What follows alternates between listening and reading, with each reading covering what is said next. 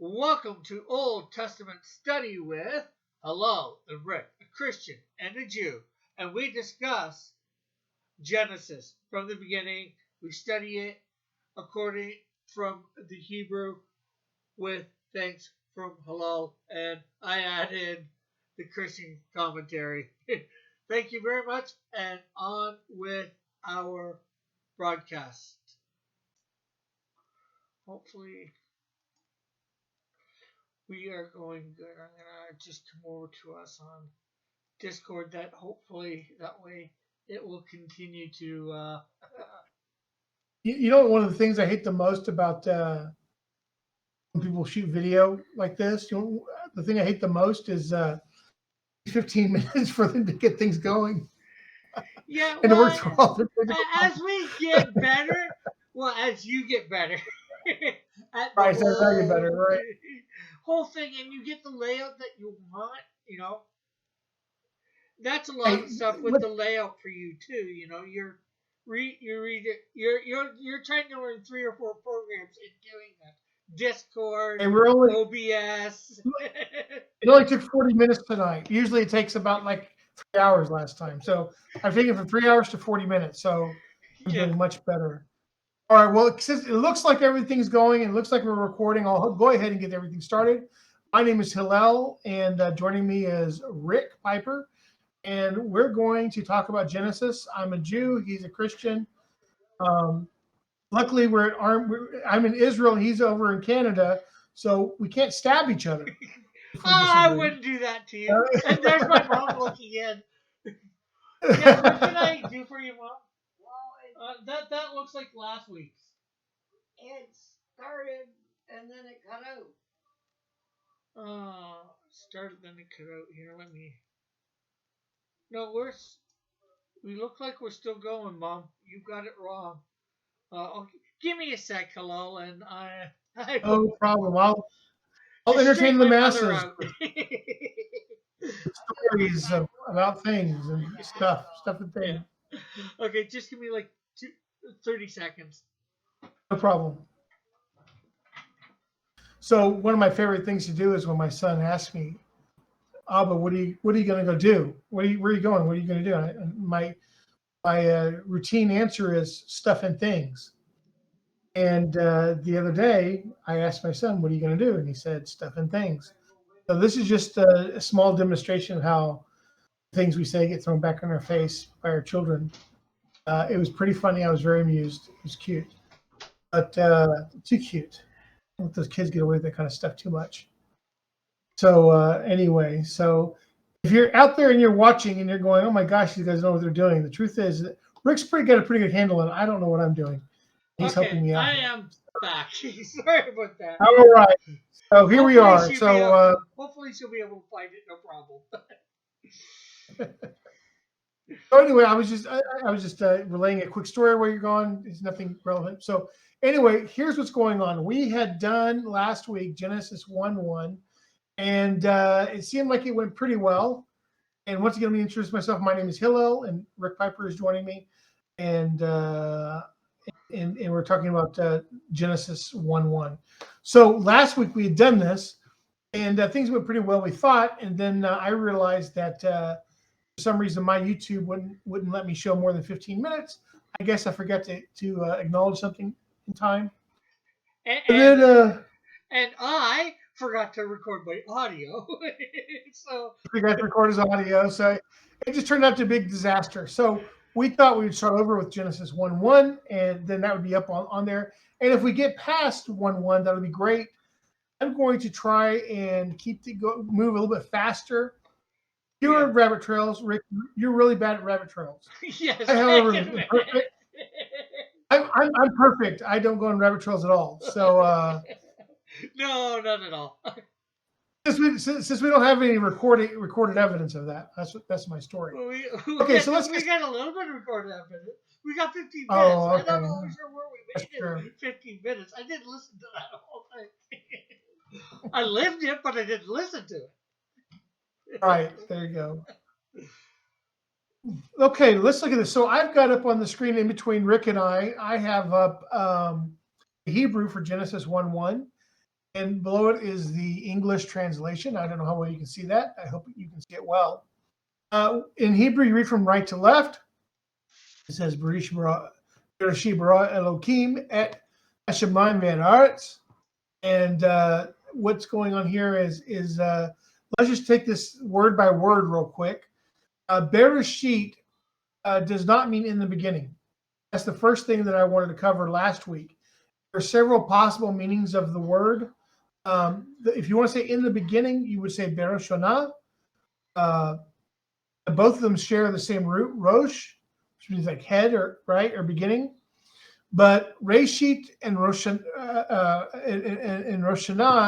are two different words. Mm-hmm. So at the very beginning, there's one thing that we need to clarify, and that is that we're probably not dealing with things in a chronological order here. And this becomes important later on when we get to day 1 of creation, where he creates light and he says evening and morning one day.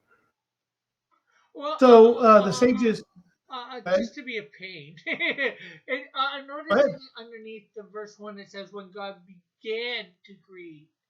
So could, as an English translation of that, could that be referring to a sort of in the beginning, or am I taking that? Well, it's not that we're not talking about a beginning. It's not that we're not talking about a beginning.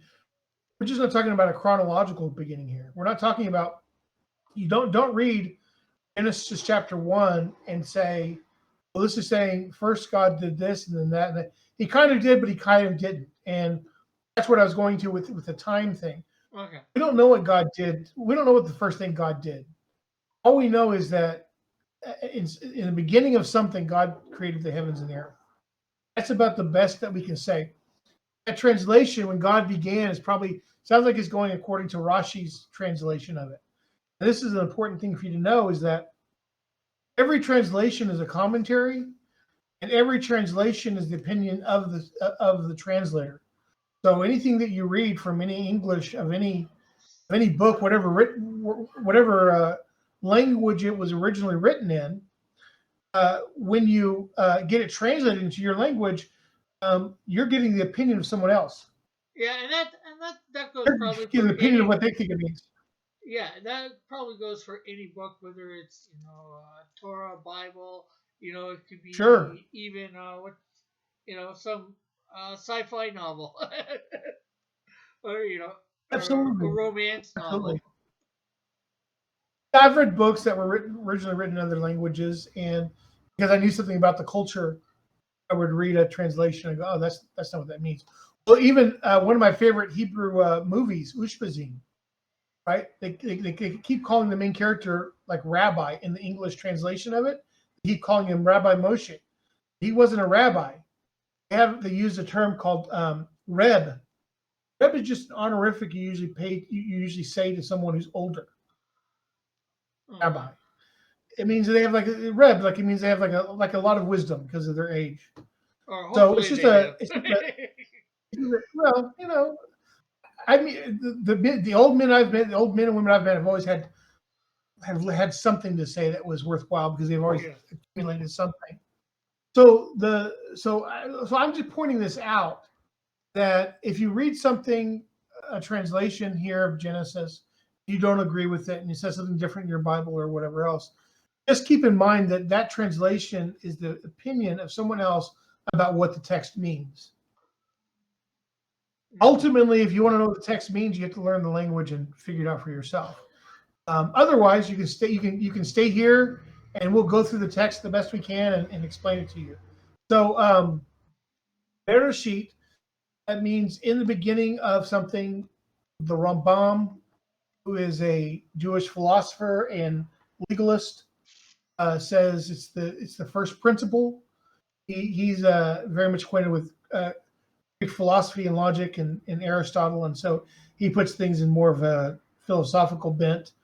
Ramban does as well, but he also puts a Kabbalistic bent, more of a mystical bent on it. So without getting too complicated, let's just agree Bereshit is a very strange thing to begin the Torah with, because it doesn't really mean what we expect it to mean. So the next word, bara, is important. And this is going to be important as we go through chapter 1 and chapter 2 of Genesis, because there are a lot of words in English that we're being told where it says God made something. And you should know each of those words has a slightly different meaning from one another.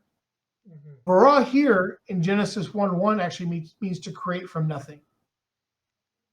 And it appears a couple of other times. It appears with the fish and it appears with human beings. God uses bara, but the commentators say that really it's just referring back to the initial bara, the creation from nothing.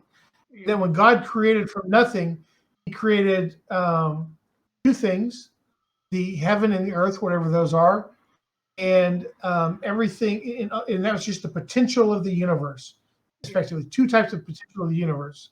Yeah, I remember you talking about this last week, and I commented sort of on how the land creatures were made out of the ground, and so that material, sky creatures, birds and all that were created out of the air, so that whatever air is, and the aquatic creatures out of the water, so out of created from water, so to speak.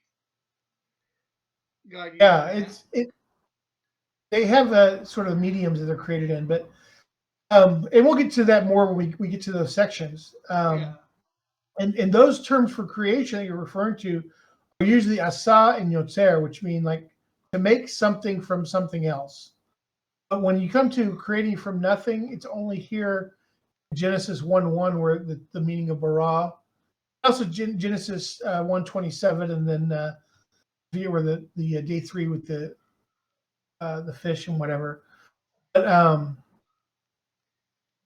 at any rate, sorry, I just had a thought. Yeah. No, rabbit trail annihilated. Okay, let me go back to what I was trying to say here. So bara means here created from nothing. Elohim is the name for God that is used throughout chapter 1. You'll never find his unique 4-letter name used here. It's not until YHWH. Genesis 2. It's not used until chapter 2, I think verse 4 is when it first gets used, and 2:1. I don't know. So we'll find out. So it's used Elohim. Now the problem is that if you're a strict monotheist like me, then it would seem like it's problematic to have God's name have a plural ending. The yud and the mem at the end of the word Elohim it can mean plurality. So if you had yud mem at the end of, like, for an example, anashim. Anashim means like men, right? Nashim is women. So those are plurals. But we also find out that with this word Elohim, that it also can refer to an individual. And we saw this with Moses in Exodus 7:1. Yeah, you were It says, "You will be an Elohim Kaparo." Yeah, you were saying last week the difference between Elohim and Elohim and the relation, I remember. Elohim, basically, I say Elohim because we're supposed to be very careful about how we say God's name. So I changed the H into a K sound. But it's the same word. Yeah. I'm just saying for anybody out there listening, I'm trying to, since they didn't get last week's, maybe insert a little bit of last week's here and there. Oh, that's good. Yeah. But I'm sort of trying to breakneck through it. Yeah. And I need to slow down every now and then so we can go back and fill in some missing gaps. Because in my mind, I've already explained all this stuff, so you get to bring me back and go, no, let's talk about this here. So anyway, so Elohim here, how do we know when Elohim is being used as a singular or a plural? Well, we look at it at its verb. If the verb is plural, then Elohim is used as a plural. If it's singular, then it's used as a singular. The verb here, bara, it means he created. It's a past tense singular. So that tells us that Elohim here is being used as a singular as well. Okay, so pretty simple. Just for all of us non Hebrew reading people, which of these words, I guess, would be bara. Yeah. Like we're reading Second word from right, the right. right to left. So it'd be the second Se- one you said. Second word from the right. Yep. Okay, so that And then the third word is, three-letter word, I'd say. yeah, right. And so the default number in Hebrew is singular, and the default tense is past tense. And so here he created bara. And so in the beginning, or in the beginning of, or when God began creating, he created the heavens and the earth. And if you look at the fourth word there, you have an aleph and a tav, Yeah. and that means et. Et I don't know how much you guys understand about grammar. I'm sorry, this is a little grammar heavy today, but we have direct objects in sentences. So, for example, Tom kicked the ball. Tom is the subject, kick is the verb, and ball is direct object, because the direct object is what the verb's action is the subject of the verb's action. So here the et in Hebrew oftentimes tells us what the direct objects are of the sentence. So the thing that is created here is et hashamayim ve'et haaretz. God created the heavens and he created the earth. And we know that because you have the et there. But et also has another meaning that we can use, and it can also mean that like with something, or along with. And so here we have et Shemai means the heavens and all their things, and the earth and all their things. Yeah. And what are the things that we're talking about? What we're talking about for the heavens, we're talking about like the sun and the moon and the stars, those things that are in the heavenly sphere. And the earth, we're talking about the ground and the water and the animals and birds and all that, everything in the earthly sphere. So that wants to let us know that at this moment of creation, we don't know what happened before. We know when God created the heavens and the earth, he created the heavens and the earth and everything that God was going to use on the subsequent days to create everything. That brings us to, we finished Genesis 1:1 in record time.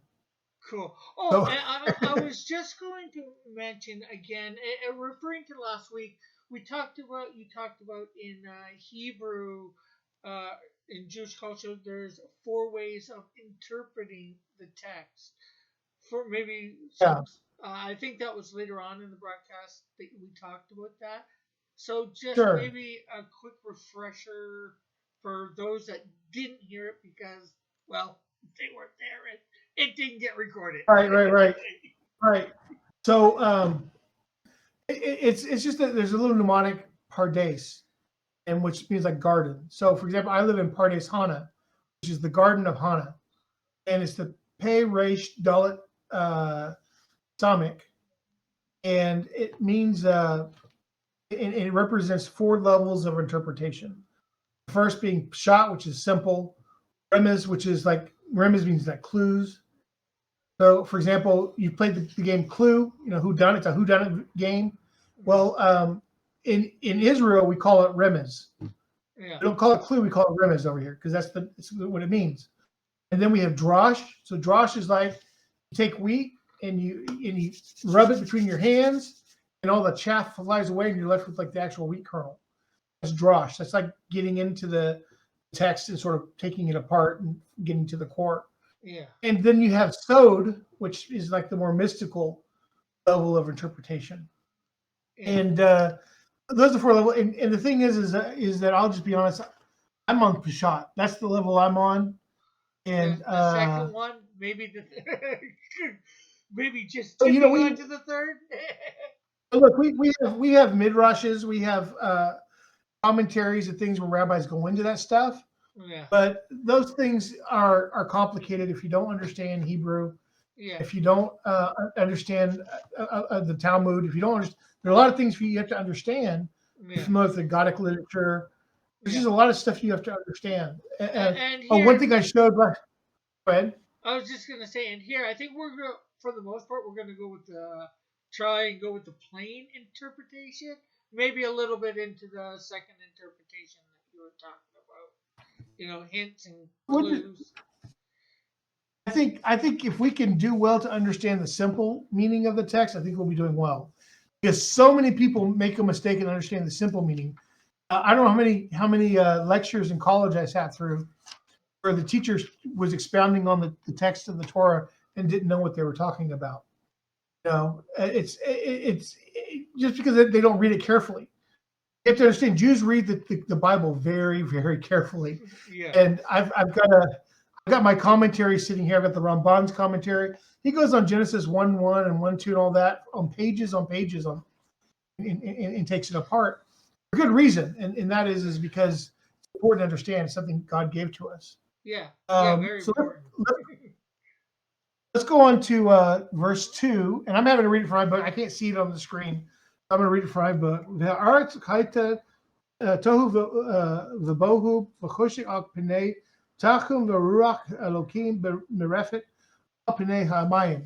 So there it says, and the earth was astonishingly empty. Some say tohu v'bohu, and darkness was upon the face of the deep, and the spirit of God, or the wind of God, depending on how you translate it, was hovering upon the face of the waters. Yeah. Here, And I go was going to say on the website that you got here, it says the earth being unformed and void, with darkness over the surface of the deep, and a wind from God sweeping over the water.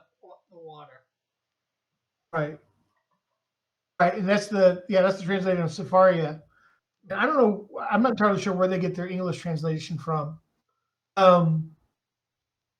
Safari is a really nice, site if you're looking for some material, like some commentaries. But I'll be honest with you, if you're not familiar with Jewish culture, some of this stuff won't make any sense to you because we have like a whole culture around learning, and so you won't know who some of these people are. Like I mentioned the Ramban. The Ramban is a famous rabbi. Yeah. He lived about 900 years ago. I've lost when you mentioned any of these names. I'm like, Right, and you've got to okay, slow me whoever down. the heaven they are. And you've got to slow me down and let me know when you don't know something, because I will just keep moving on sometimes because Well, I don't think me not knowing who a teacher is or an interpreter or whatever you want to call them is a big deal, and I don't think that should be a big deal to our audiences. Maybe they can go look them up if they can remember the name, if they can catch it. But the only reason I bring it up is because if you went to Sepharia or read other Jewish commentaries, then you would probably be kind of confused because you don't understand certain things. Like, for example, Ramban, I keep referring to, a lot of times he starts off his commentary by responding to the commentary of Rashi. And if you don't understand the relation between Rashi and Ramban, you might not understand some of the points that Ramban is making.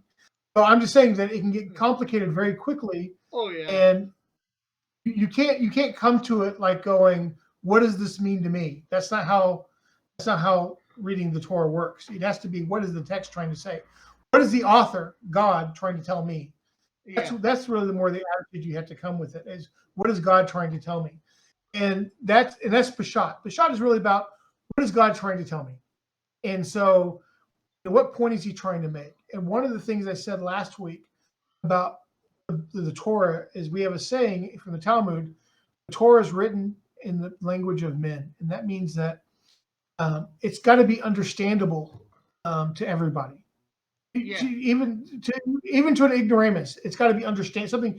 He's got to be able to understand an aspect of it. He can't just be, it's not written for the elites. Yeah, because right? if it's not written for everybody, to have it just for the elites makes no sense. God wants, I'm not sure that it's Old Testament or New Testament, but God wants everyone to come to salvation, come to Him. He created everybody, so He wants, everybody, to know Him. Well, that's throughout the Jewish scriptures. First off, humanity does not start off with the Jewish people. It starts off with people. Yeah. And the Jewish people come out of the general populace, but you become a special priesthood to the world. But the people we see, for example, when we get into the Exodus account, when we get to this to where God is telling Moses to go to Pharaoh and he'll tell him this way. Now not only will Israel know that I am God, but Egypt will know. They will know that I'm God as well. And so he wants to also, part of this whole process, this miraculous exodus from Egypt, is not just for the Jewish nation to know that God exists, but for everybody to know that God exists. And that's why, because I don't know, have you ever wondered why God is doing all these things with the Egyptians? Why is he? And there are even Egyptians who he doesn't punish, right? The Egyptians who could get out when they listen to God. Right? I think some of the Egyptians left with the Hebrew people, the Jewish people, when they exited Egypt. Sure, and those people ended up becoming Jews later on at Mount Sinai. Yeah, ended up converted. There was a massive conversion that went there. But even later on in the prophets, like the book of Jonah, is a story about God saving Nineveh by sending his prophet. If the Torah is only about, if God is only interested in Jewish people, then why save Nineveh? Because God isn't only interested in the Jewish people. He's interested in everybody. He wants to save everybody. So, and heck, you even see it with Abraham, with Sodom and Gomorrah. Abraham bargains for Sodom and Gomorrah. God's wanting to save them, but this is actually one of the things where it's interesting, because this is one of the things where there's a little controversy about who was more righteous, Abraham or Noah, or who was like a greater tzaddik, a greater righteous person, right? And they say Abraham. Why Abraham? Because when the flood happened with Noah, he doesn't really actively try to save anybody. But we see with Abraham that he does actively try to save people. And it's a very important difference between. Now the thing can be argued that it does say in Genesis that he built the ark over a course of 120 years. Excuse me. And presumably, if you read that, you might think it's to broadcast the miracle. Excuse me. And Abraham. I just think it took him 120 years. Him trying to build this, battleship size vessel, practically by himself. I'm sure his wife helped a bit. And in a reading that I read a couple years ago when I was rereading that, I think his sons were born only possibly as triplets, just around the time that he was given the commission to build the ship. So he's just got 3 new babes. They can't. Well, if I remember correctly, they were born when he was 500 years old. No, 100. And then he got about 100 or 4. No. 100. No. Yeah, They I were forget about exactly what it says. We'll see it when we come to it. Well, he was. They were big enough. They were born. I remember they had wives. Yeah. So they weren't children. They weren't babies, but. Well, they weren't babies when they went onto the ark, but I'm saying when he's given the commission to build it, just before it says, and Abraham begat Shem, Ham, and Japheth. And it says the age, but it sounds like just as he's being given the commission to build the ark, or just before it, that's when all 3 are born. And it doesn't. It just seems like they're born at the same time, and they're born just before he's given the commission to build the ark, or at the same time. So, at least in my little interpretation. I thought you were saying that they were like babies when he was entering the ark. No. They would have been full-grown men, probably about 100 years old. Along with their wives. 100 years old, right? And which they were very young, so had to have wives of the age. But anyway, no, the difference is kind of like Earl built his spaceship for his son Kal-El, shot him off to Earth and saved his life, right? And that's sort of what Noah did, right? Noah built an ark and saved his family. He tried to save his other children. He had other daughters who had married, and he was unable to do that because their husbands refused to listen. But anyway, that's neither here nor there. But I don't even remember why we got on this point. But I mentioned something about. It doesn't matter. Let's try and get back to one. no rabbit trails, Rick. I said no rabbit trails. Just Oh yeah, no rabbit trails. I don't think that's gonna happen. Okay, so let's get back to the 1:2, and this whole verse here is also interesting. It says, and the earth was tohu and bohu. So the Ramban understands from this tohu and bohu. What is tohu and bohu? Tohu means potential. Earth was in a potential state, and bohu, it was in a potential state, bohu, and then it went to an actual state, tohu, which describes the process of actually God making everything. So the Ramban wants to tell us that here it's talking about what we're about to get into. He says, and Hoshek, darkness is upon the face of the deep. Here, Hoshek is understood as, we usually understand as darkness. And in the next verse 3, I believe, where we have the separation of light and dark, it means darkness, just darkness. But here, it makes the argument that this is actually an invisible fire. And that's why they use the term darkness here. I got into that learning for a little bit. Yeah, it's like there's fire that exists that doesn't, I guess, that doesn't have any impurities. I think the light is created by impurities. And so the idea here was there were no impurities burn off, and therefore the fire didn't give off any light, and so it was invisible. So what the Ramban ultimately wants to do here is he wants to say that the 4 elements of creation exist here: fire, earth, wind, and water. So the Hoshek is the fire. The deep tohum is a mixture of earth and water, and we see this in different places like the Psalms and different areas where we use the word tohum, and then we find out that we're talking about, for example, when the sea is split, they walk across with what was the tohu, which is the sort of a mixture. It's a deep water, but ultimately it's mixed in with like earth and stuff. So yeah. So upon the face of the deep, tohum is the deep, but it's also earth and water. And the ruach is the wind, and of course, and upon the let's see here, upon the face of the water, right? So tohum represents sort of like earth, and you have spirit, you have wind, you have darkness, and then you have water, and those are the 4 elements.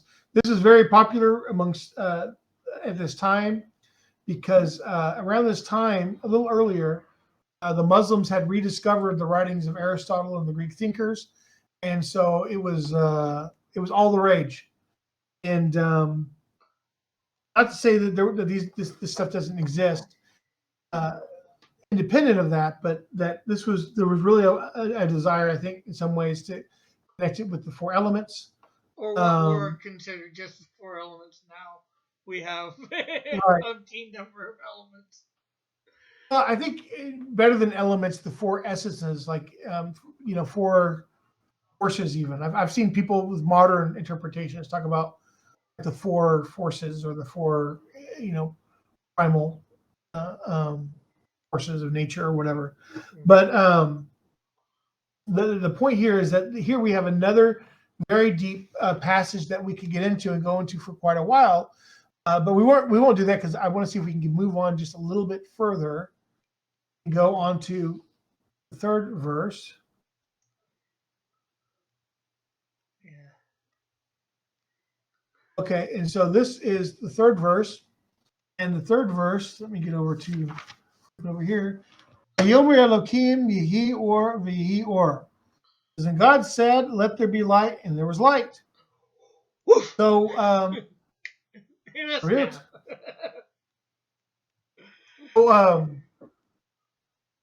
So, so Vayomer is, and he said, now this is going to be interesting.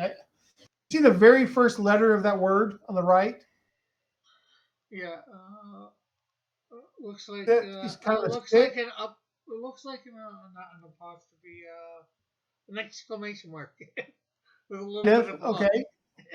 If you look down to the left, the second to last word also has that letter. That's a vav.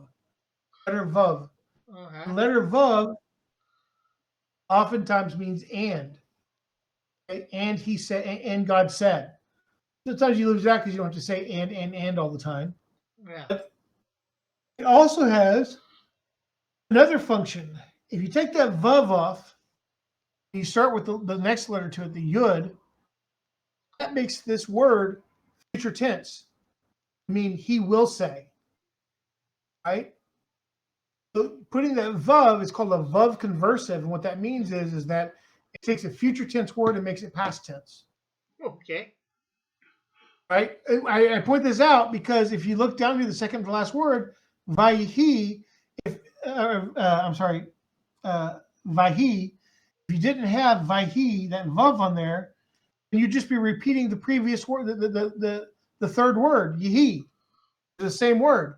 Yeah. So God says, "Let there be light." This is future tense, and it says, "Let there be light," and then it goes, "There was light." Past tense is done. So here we have a move from future to past tense. Yeah. Right there in the text. And the thing that makes it past tense is just that vav. Otherwise, it's the same word. Which It'd be a is future sort of tense like word. Not comma, apostrophe next to the upside down. Well, just next to the, if I'm on the right word. Talking about the letter. Pardon? There is a letter called the yud. It's a tiny little letter called the yud. Yeah. It's the smallest Hebrew letter, and it's like a Y. It's pronounced like a Y. Okay. And Well, I'm just saying what I think is the one letter that you said, sort of and on the second to last. You said this. second to last, yeah. Yeah. First letter, the second to last word, yeah. Yeah, I'm just trying to make sure I'm right where you said. Sure. Trying to recognize. I will just let you guys know I talk very fast. So Rick, if I'm talking too fast, you have to slow me down. Let me know. Yeah. Oh, you're talking too fast. No. Yeah, I think I get it. Well, Okay, I good. get what you're saying for sure. I'm just saying I think I get it from the letters. I have being shown on screen the letters and all that.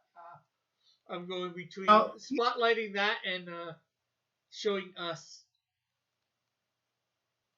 So here's a problem. There's a problem in the verse, and that is it says, and he said. The problem is that in order for you to speak, you have to have a mouth. You have to have a voice, right? But God, this is the Jewish understanding of God, is that God has no physical form whatsoever. Yeah. He doesn't have a body. Every time you come across the use of a body part or anthropomorphisms in the text, know that it's meant to be like allegorical. It's meant because human beings understand what you're trying to say here. If I said and God fliggle flagged, right, you wouldn't know what the heck fliggle flagged means, right? Yeah. So what we want to know is what's going on. So we have two problems here. The first problem is that God is speaking, and as far as we know, God doesn't speak. The second question is who's he speaking to? Right? Himself? No, I mean, you don't speak to yourself. You don't vayomer to yourself. Like if you read. I talk to myself. Well, okay, that's true. I admit that there are some people who do talk to themselves. Sometimes they're borderline crazy. I put that out there. I'm not saying you're borderline crazy, but I'm not saying you're not either. Well, I can admit I'm a borderline crazy. So but crazy good, not crazy bad. Crazy good. Crazy good. Okay, crazy good. Okay, that's fine as long as you're crazy good. But in the Hebrew text, when you say Vayomer, usually you're speaking to someone else. Well, since we know that this the act of God speaking is not meant to be literal anyway, we have the understanding that it really just means. I'll read this. The word actually means more like desire. This is one interpretation of God. God desired something. He desired there for the light to be, and through God's desire, the light came to be. Is sort of the way that this is interpreted. I could see that because God is a creative force at the same time. Anything that Right. He's God. He wants something. Bam! It's there. Right. His will is the same. Yeah. His will is the same thing as action. But we see this in other places, like in 1 Samuel 20, verse 4. Yeah. Where it says, whatever your soul says, I shall do for you. And the word says there, actually understood not as actually speaking, but what you desire. And then we have, let's see here, we have another example. In Genesis 24:51, it says, similarly, and let her be a wife for your master's son, as Hashem has spoken. If you go back and you look in the text, God never spoke. He never said that sort of thing. He never said, let this woman be a wife. It means that God desired a wife for him. So we have a couple of different examples for that, where when you use the word saying, you're talking about more like you're talking about internally in your heart. You're saying it to yourself, in the sense that, like, how would you say that? Inner dialogue. For example, in the captain, let's see, she who says in her heart, only I and none but me. So, for example, if you're thinking, really like you're thinking in your head. Yeah. Don't say it out loud, but you're thinking. Just like Hannah when she goes to pray, right? She's speaking to herself, like she's just praying quietly while her lips are moving. Right? Yeah. So she's speaking out her desires in her heart. So both problems are solved by that, by understanding that Vayomer doesn't necessarily mean literally always. And this is an important point, because we're talking about Peshat. Peshat doesn't mean I'm going to translate the word and that is the meaning of that. That didn't tell us what the text means. It means what information was the author trying to communicate. The author was not trying to say God speaks like a human. It was just indicating that God wanted the light to come into existence. Verse 4, Vayer Elokim et Haor ki tov. So God saw that the light was good. So we have this phrase ki tov. It comes up other places. It doesn't appear on the second day. It appears twice, I believe, on the sixth day. And ki tov is like God saying, is according to the Ramban, when God says, and it's good, he's established it permanently. It's a permanent establishment of it. Prior to that, if you notice, when God created the heavens and the earth, he didn't say, it's good. He hasn't said that yet, because everything was still in a state of potential. So he didn't establish it in that form forever. He was still using it to start making things. So now he's formed. So one other thing I want to go back to is the phrase "let there be" is a word for making something. It seems here to be, you could say it's creating through separating, creating through by making things distinct. So God, God says later on that God separated between the light and the darkness. He called the darkness night and called the light day. So here we're going to get into in the next verses. How do we have a concept of time when there's no sun and moon and stars up right now? And I'm going to stop right here, because I want to see if you have any questions or comments or anything like that, because we're getting close, I think. We're coming close to the 45-minute mark. There's no questions in the chat. There's only actually been Okay. one person in the chat, and I wouldn't really call it a person. I'd say it's a bot. Sure. Just doing that, something that makes no sense, So, But what do you think? What do you think so far? What are your thoughts so far? What do you, have you any questions or odd things you've noticed so far? yes and no. Maybe odd to the fact that maybe I wouldn't have thought about it that way, but I can easily see it that way, though, at the same time, I'd say, with the explanations and all that, and, like, of the words and all that, and I can see it fitting, and maybe even fitting better than what I know or have thought of, you know. And the only thing, I guess about the only thing that I think of is, I can see God actually speaking, at the same time, as well as the inner desire, because he might not have a mouth like us, but doesn't mean he can't necessarily speak somehow. He's God, right? Nothing's impossible for him. We know from the burning bush and we know from later on that God can create a voice. God can communicate for sure. And all it means when God is saying things, it just means he's communicating.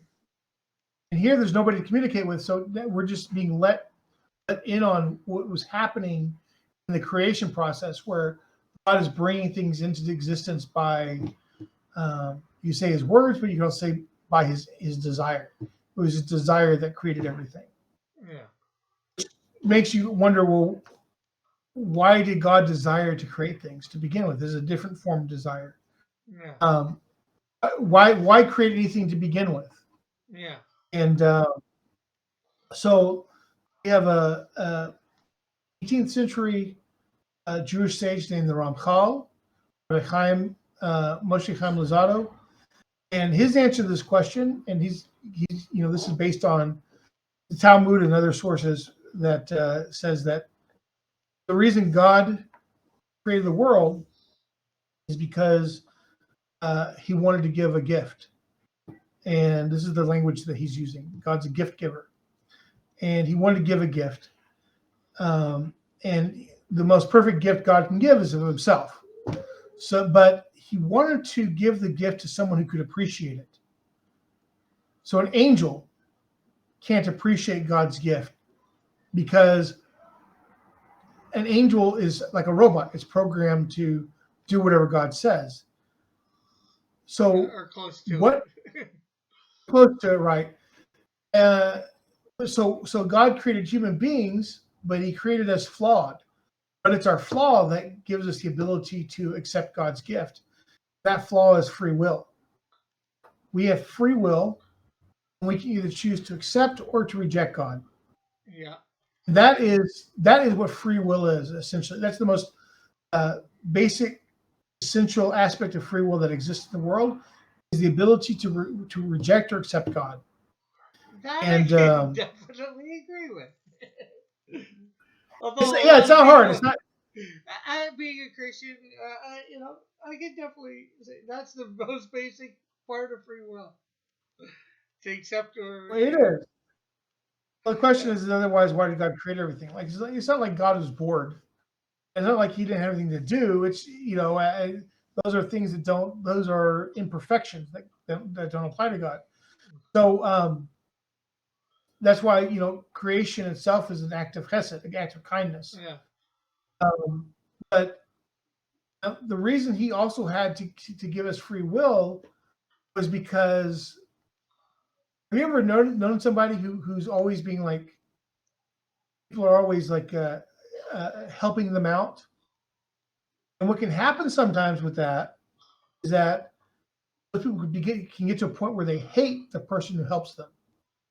They can hate it because they don't feel like they earned it. Yeah. And by having the struggle of free will, they actually have the ability to feel that we've earned whatever the gift that God has given us. God is giving it to us because we've earned it. We've done something to deserve it. I use deserve in quotation marks, but so I think that's a very interesting notion about why God created it. And for me, that's always rung the most true of why God created it. God created it so we get to know him. It puts a lot of things in life in perspective, I think. Yeah. Like what am I doing? And this is why when I was in yeshiva, it's like Jewish seminary. Hmm. Regular people, you don't have to become like a rabbi to go there. It's just we're very big on education. So Yeah. so you learn. I got two different chavrutas, two learning partners I learn with during the week, and the point is that we're supposed to be striving to understand God to the best of our ability. So in yeshiva, what we would say is we were feeling a little fatigued with learning. Like, what else are you going to do, right? What else are you going to do that's worthwhile? And so it was sort of a way of us sort of refocusing our attention and minds and realizing that we could go off and do something that's sort of wasting time, or we could focus on learning. Yeah. Not to say that you can't take breaks and you can't relax and pursue entertainment. Sometimes your mind just needs that kind of break. Yeah. But the question is are you having so much free time and enjoyment that now you're not learning at all? And that's a problem. And so that's what you want to address. There's two scriptures. I think they're both in Old Testament. Come, let us reason together, and then study to show yourself approved. Isaiah, I think. Again, what was the last one? Study to show yourself approved. Not sure where that one's from. Yeah, well, like one of them could be from the New Testament too. So the first one is from Isaiah, I think. Let us reason together, right? Where he, I don't have my Tanakh near me, but yeah. So yeah, well, God is very, and also look. God doesn't want us to be dumb. God doesn't want us to take anything on face value, or very little on face value. He wants us to use our brain. He gave us a brain. Use it. It's how do we connect with God? Do we connect to God with our arms, our legs? No. Do we connect to God with just about anything else in this world? No. Connect to God. What we connect to God is like spiritually, mentally, and those are the ways that we connect to God. Emotionally, sure, and also the 5 books of Moses, first 5 books of the Bible we call the Torah. Torah itself means teaching, and it comes from the same root as Mora, teacher, and Hora, parent. They all share the same root that means teaching, right? So Torah is the document of teaching, which is interesting because it teaches different things. It teaches laws, how to conduct yourself, right? Ethics. It teaches you also how to interact with your neighbor. It teaches you morality. It teaches you the ways to think about God, and it teaches you just good life lessons. Yeah. There's a lot of things that Torah teaches you. Yeah, for sure. Stuff that some ways we were only learning in the last 100 years. I think there's a spot in the Levitical law that says that after touching the dead, to wash your hands, and it's only like 100 and a half years ago that some doctor said maybe we should, between handling the morgue and touching these newborn babies, maybe we should wash our hands. On the battlefield and also situations, yeah. Did you know that during the Black Plague, it was actually an intense time of persecution for the Jews? Because what had happened is because the reason that we wash hands is because it's to keep alive the command. The people from the tribe of Levi are supposed to wash their hands ritually, to keep their hands ritually pure. We don't have a temple today, so that means nobody's ritually pure. But we keep alive, and we do netilat yadayim, which is washing of the hands. The Jewish people, all of us do it, to keep that alive, and so that when the temple's rebuilt and the Levi go back to do their tasks, that method will be intact. So Jews have always been very clean because of that. During the Black Plague, they noticed that the Jews weren't dying as much as the non-Jews. They said, this must be Jewish witchcraft, right? And all it was Jewish ritual. We're just washing our hands, Yeah. so it's sometimes it's funny because the things the Bible tells us to do, when we do it, it keeps us alive, but then it makes other people angry because like, why aren't you suffering like I am? Yeah. There's there's probably a lot of stuff in Levitical law that it's meant for their good, but or anybody's good, but they didn't know why at the time because of they weren't quite up on genetics and all medicine and all that. Well, like let's just take a very relevant example, Shemitah. And that's where Shmita is the year that we let the land lie fallow. Yeah. In the Shemitah year this year, this is actually going on right now, and there are a lot of laws associated with it. And so, one of my study partners were studying the laws of Shemitah, and it has to do with how to use the land in ways that doesn't violate the biblical command about not growing crops and things like that, because you still have to eat. So, how do you eat? Along with and stay within what God wants you to do with the land. So the benefit of Shemitah, and Shemitah isn't just a 1 year thing. It goes into the 8th year too. In the 8th year, because we still have fruits and vegetables that were planted during the 7th year, those are still considered Shemitah. So we have to then treat those in a certain way as well. So the benefit of that we now know is that we can exhaust the soil. Yeah. If we just planting it over and over and over again. Now we've come up with different ways of doing it with crop rotations and different ways of fertilizing it. But there's nothing better than just letting the land have a rest from being planted and harvested. Just let it be. And that is a very practical command. A lot of them are very practical commands. So anyway, I think that it makes sense for this too, because God created everything. He should know how it works.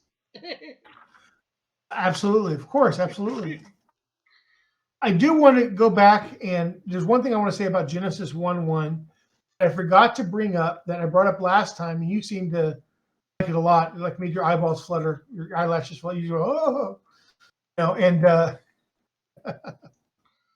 and I'll bring that up. That is that. Remember last week we talked about, and I didn't look it up. I should have looked it up. In Proverbs, it says that the beginning of your word, O Lord, is truth. And if you take the last letter of the first 3 words, so that would be the very last letter of Bereshit. The first word is Tav. Last letter of the second word is an Aleph. The last letter of the third word is a Mem. You take those together and you rearrange those, it spells Emet, which is truth. Mm-hmm. So it would make so God's word is built is started or founded on truth. I always thought that was extremely fascinating. It was kind of a cool thing that exists within in the Torah. Like we find these things throughout the Torah, and I might bring out a few of them here and there. Yeah. Hold on a sec. Can't find my cursor, so I might have to do something. Hopefully, it doesn't mess things up. Okay, I'm back. Hello? Yes, I was waiting for you to do something. Okay, I did it. I hit my Control Delete to get my cursor back. I couldn't find my cursor. My cursor just disappeared on me. It's like, oh great. I couldn't click anything. So you were saying again about founded on truth or whatever. I forget things like I was only half paying attention. Yeah, just the last letters, the first 3 words, Tav, Aleph, and Mem. If you rearrange those, it spells truth, Emet. Emet. Yeah, and for those of you who are like kind of weird mystical stuff. We have this thing of building golems, and Oh building a yeah. golem is taking earth and putting it together and making this in the form of a man. And we've got stories in Yeah. Talmud of them doing this, and we have more modern stories as well of it happening. Yeah. Uh, You're supposed to the put the process name of of God in its mouth, and then it'll do whatever you say. the first thing you have to do to bring it to activate it is you have to carve into it the word emet, truth. Oh, okay. And That then part I never heard. and the way that you kill it is you remove the aleph from the beginning of it. That spells met, death. That's what kills the golem. The golem goes back to being dirt. So it's just a kind of a cool little a thing. Because I see people in fantasy and whatever. They're always talking about golems all the time. But that's a Jewish thing, and it's kind of an interesting thing. So there are lots of stories about it, and there were two rabbis who used to they make golems in the forms of cows, and they would activate them, they'd slaughter them, and eat them for dinner. And I guess why not? So it's just some crazy, interesting stuff with that with Yeah, but golems. but if But you made golems in the form of cows and killed them, they're still dirt. Wouldn't they just be eating dirt, not meat? well, we're eating dirt all anyway, Yeah, I know, but right? it's not. Where the cows made from to begin with? Yeah, true, The true. creation ground, Yeah, but right? what's So all, anything? What's anything made of originally? Well, land but creatures, that's the dirt. point. The whole point of doing that was to test your knowledge and understanding of the world and of the Torah and the mysticism and all that. It was sort of a self test. If you could pull off creating a golem, and you tapped into some of that primordial power in some sense. But it was only supposed to be a test. You weren't supposed to make an army of golems, um, especially if you have mystical rings laying around. You don't want an army of golems. Yeah. They're no good with rings. They don't like rings. They love rings. That's the problem. They're crazy with rings. Oh, Gollum, So, my precious. there you go. You got it. Finally, I was going, is Rick ever going to get this joke? It's going to make me feel bad that I couldn't, even get that by. That's one of the hardest things I have over here. I try to tell these pop culture jokes, and nobody gets it. Nobody watches movies. Yeah. So anyway, okay. Well, I think this is a good place to stop, and Yeah, we've and been at this just about an hour, I think. yeah, My I think that's recording good. says Try an to keep hour it. and 2 minutes. We'll just try to keep these things between 45 minutes and an hour, and if we Yeah, get people coming in and asking questions, then we'll spend the last 15 minutes answering questions. If yeah. people don't come in asking questions, we'll probably just end it after 45 minutes, I think. So we got to Genesis 4, I Or think, or I'm not sure.